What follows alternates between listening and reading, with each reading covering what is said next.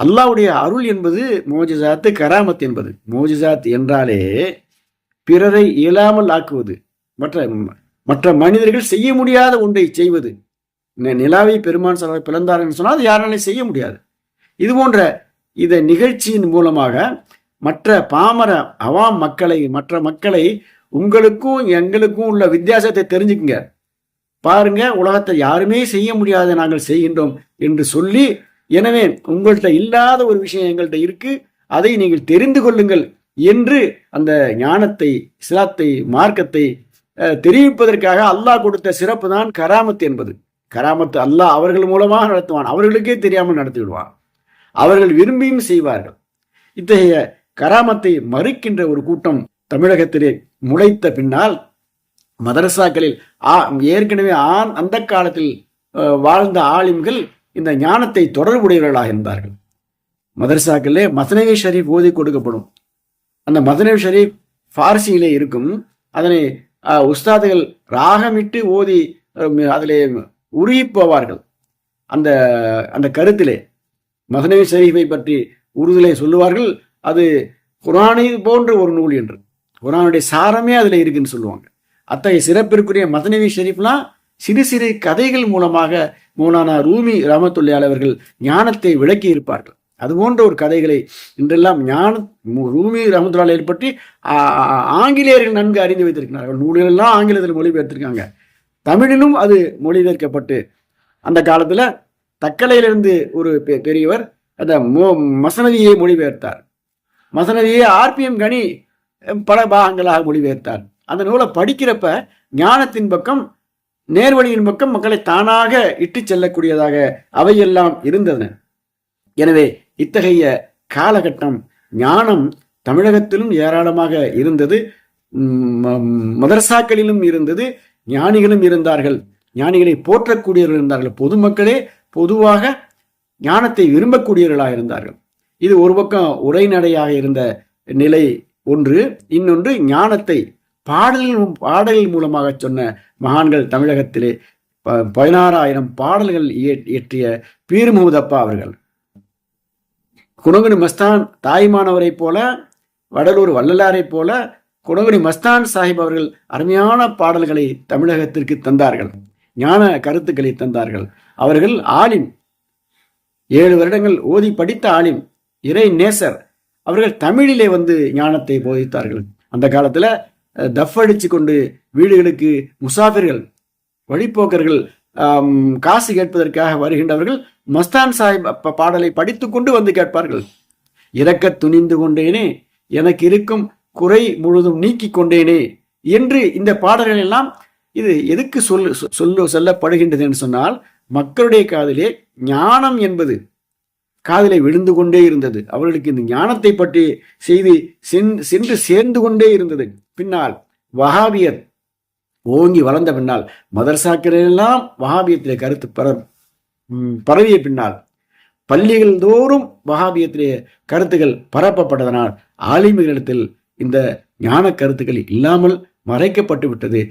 ஆலிம்களிடத்தில் இல்லாமல் போனதனால் பொதுமக்களிடமும் அவாம்களிடமும் இந்த ஞானம் என்றால் என்னவென்றே தெரியாத ஒரு சூழ்நிலை மாறிவிட்டது. சொல்லப்போனால் இந்த ஞானத்திற்கு எதிரானவர்கள் தான் தோன்றிவிட்டார்கள். வஹாபியத்தில் ஒரு முக்கியமான பிரச்சாரம் அவங்க என்னன்னு சொன்னா, முஹிதீன் ஆண்டகை ரலியல்லாஹு தஆலா அவர்களுடைய ஞானம் எல்லாம் கிரேக்க தத்துவம் என்று சொன்னார்கள். பிளேட்டோ, சாக்ரட்டிஸ் இவருடைய தத்துவத்தை இவங்க அரபியில கொடுத்துருக்காங்கன்னு சொல்லி ஆரம்பிச்சிட்டாங்க. எனவே அந்த சந்தேக கண்ணோட்டத்தையே இங்கு உள்ள மக்களும் என்ன செஞ்சாங்க, கௌசநாயகம் அவர்கள் மீது வெறுப்பு காட்டினார்கள், வலிமார்களையும் வெறுக்க தொடங்கினார்கள். இப்படி ஒரு சீர்கெட்ட காலம்தான் பல காலங்களுக்கு முன்னால், சில வருடங்களுக்கு முன்னால் இருந்தது. இந்த சமயத்தில் தான் நாம் ஒரு முக்கியமான ஒரு வருகையை பார்க்கின்றோம். இங்கு தமிழகத்திலே பகதாதிலிருந்து வருகை புரிந்த ஜமாலியா மௌலானா ரலியல்லாஹு தஆலா அன்ஹு அவர்கள் இங்கு வந்து தரீகாவை பரப்பி, ஞானத்தை பரப்பி சம்பைப்பட்டத்தில் அடக்கமானார்கள்.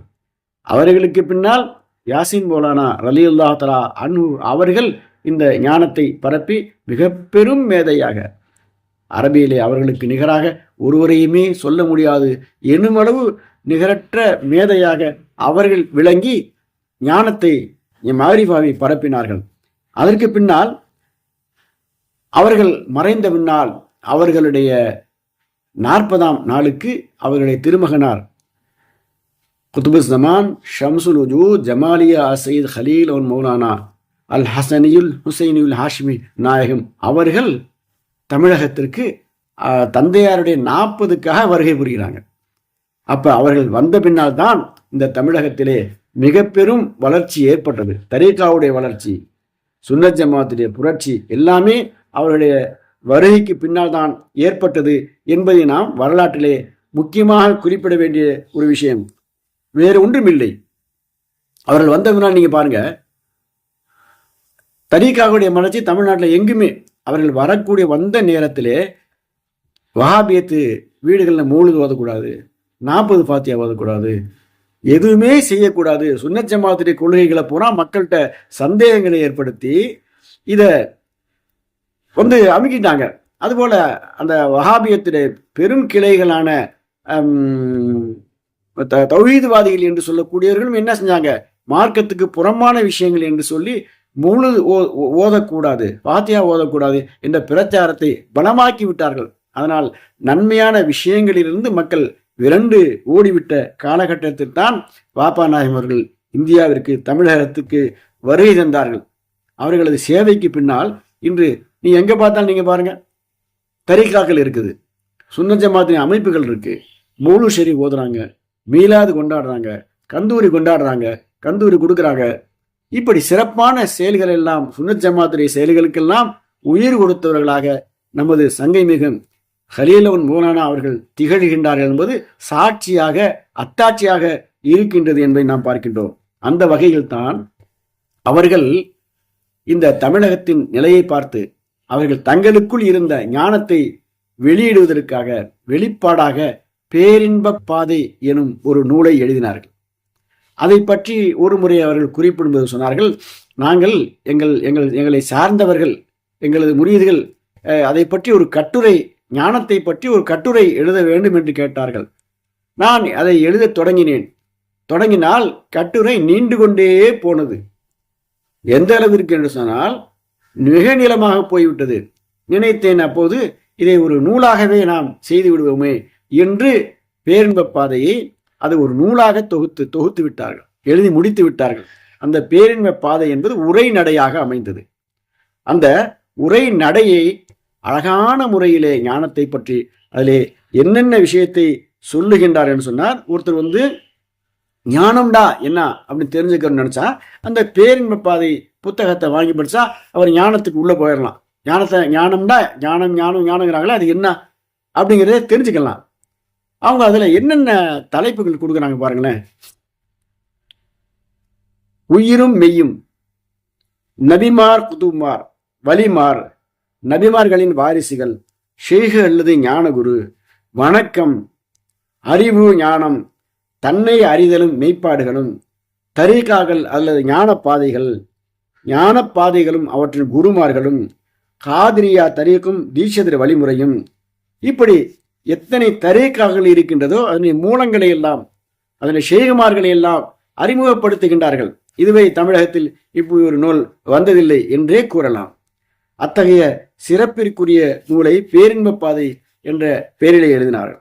அது என்ன பேரின்பம்? இந்த பேரின்ப பாதை என்பது தரீகா.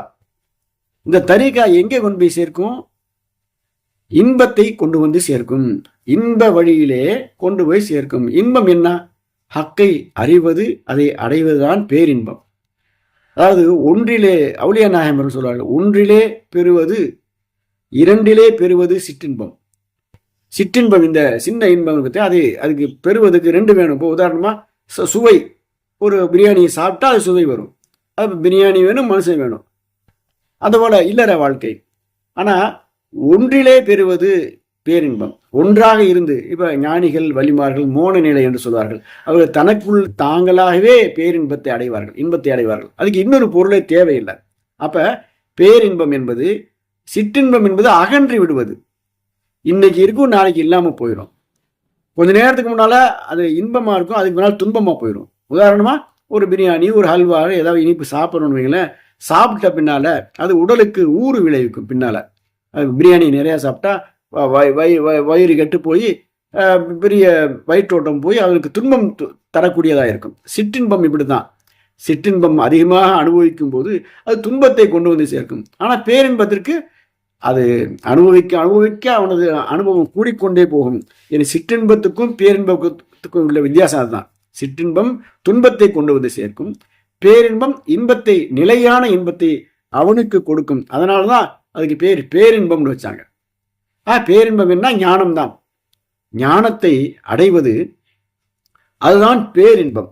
அந்த வகையிலே பேரின்ப பாதை, பேரின்பத்தை அடையக்கூடிய பாதை என்ன என்று இந்த நூலிலே விவரமாக சொல்லுகின்றார்கள். இதுல முதலிலே அச்சிட்டது தமிழகத்திலே மிக பெரும் ஆலிமாக, நூல் ஆசிரியராக இருந்த எஸ் அப்துல் காதர் ஆலிம் உத்தமபாளையம். அவங்க தான் சேலத்துல ஜாகிரம்மா பாளையம் என்ற ஒரு இடத்துல முபாரக் அச்சகம்னு வச்சிருந்தாங்க. அங்கேதான் இந்த நூல் அச்சிட கொடுக்கப்பட்டது. அப்ப ஒரு சின்ன ஒரு விஷயம், நான் அந்த சேலம் ஜங்ஷன்ல திண்டுக்கல் ஹலீஃபா எஸ்கே சருபுதீன் ஆலிம் அவர்கள், அவங்க நம்ம சங்கமிகு வாப்பா நாயம் அவர்களின் ஹலீஃபா. அவங்களுடைய மதரசால நூருல் இஸ்லாம் சேலம் நூருல் மதரசால ஓதிக்கிற சமயத்தில் ஜாகிரம்மா பாளையத்துக்கு போகிறப்ப அங்கே முபாரக் அச்சகம், அதில் தான் அந்த உதிரியாக இந்த பேரின்ப பாதை நூல் தாள்லாம் கிடக்கும் பார்த்துருக்கேன். நான் எனக்கு நினைவு வருது. அங்கே தான் முதலாக அச்சிடப்பட்டது. அத்தகைய சிறப்பிற்குரிய இந்த நூல் பின்னால் பல முறை அச்சிடப்பட்டு இப்போது முதல்ல 1967 அச்சிடப்பட்டு பின்னால் 3ஆம் பதிப்பாக இப்போது வெளிவந்து மக்கள் கையெழுத்து வருகிறது. இதுல ஒரு விஷயம், இந்த பேரின்ப பாதை தமிழகத்தில் உள்ள எல்லா லைப்ரரியிலுமே கிடைக்கும். எல்லா லைப்ரரிக்குமே இதை கொண்டு போய் சேர்த்துருக்கணும். ஏன்னா எல்லாரும் இதை படிச்சு பயன் அடைய வேண்டும் என்பதற்காக இது செய்யப்பட்டிருக்கின்றது. எனவே இந்த பேரின்ப பாதையிடைய ஒரு அறிமுகத்திற்காக நாம் இத்தனை விஷயங்களும் சொல்ல வேண்டியது இருந்தது. இந்த பேரின்ப பாதை அந்த நூலுக்குள் போய் அதை அனுபவிக்கும் பொழுது நமக்கு நிச்சயம் பேரின்பம் ஏற்படும். அதில் என்னென்ன விஷயங்கள் சொல்லுகின்றார்கள் என்பதையெல்லாம் இன்ஷா அல்லாஹ் வரக்கூடிய தொடர்களிலே நாம் விரிவாக பார்ப்போம். அல்லாஹ் நமக்கு அதுக்கு துணை புரிவானாக. அருமையான ரசூலே கரீம் ஞானத்தின் திறவுகோலாகிய பெருமான் ஸல்லல்லாஹு அவர்கள் நமக்கு அந்த வழியினை காட்டுவார்களாக. ஷேகுமார்கள் நமக்கு துணை புரிவார்களாக. சங்கை மிகு வாப்பா நாயம் அவர்கள் நமக்கு அதற்கு வழிகாட்டுவார்களாக என்று வேண்டி இன்ஷா அல்லாஹ் அடுத்த தொடருக்கு செல்வோம். அஸ்ஸலாமு அலைக்கும் வரஹ்மத்துல்லாஹி வபரகாத்துஹு.